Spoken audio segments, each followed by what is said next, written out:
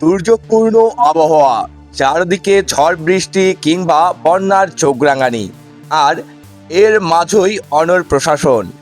বৈরী এই পরিস্থিতির মধ্যেও এইচএসসি ও সমমান পরীক্ষা গ্রহণের সিদ্ধান্তে অটল থাকায় তীব্র সমালোচনার মুখে পড়েছেন শিক্ষামন্ত্রী ডক্টর আ.ন.ম এহসানুল হক মিলন। সোশ্যাল মিডিয়া থেকে শুরু করে চায়ের কাপ, সবখানেই এখন একটাই আলোচনা। ক্ষোভে ফুঁসছেন নেটিজেনরা।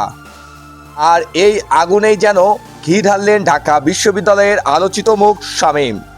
সরাসরি দাবি তুলেছেন শিক্ষামন্ত্রীর পদত্যাগের। ঘটনার সূত্রপাত পরীক্ষা স্থগিত না করার সিদ্ধান্তকে কেন্দ্র করে। সাধারণ শিক্ষার্থী ও অভিভাবকদের দাবি ছিল, এই দুর্যোগের মধ্যে পরীক্ষা নেওয়াটা চরম ঝুঁকিপূর্ণ। কিন্তু শিক্ষা মন্ত্রণালয় তাদের সিদ্ধান্তে অনড় থাকায় সামাজিক যোগাযোগ মাধ্যমের সমালোচনার ঝড় ওঠে। নেটিজেনদের একাংশ বলছেন, শিক্ষার্থীদের সুরক্ষার চেয়ে পরীক্ষার আয়োজন করাটাই কি বড় হলো?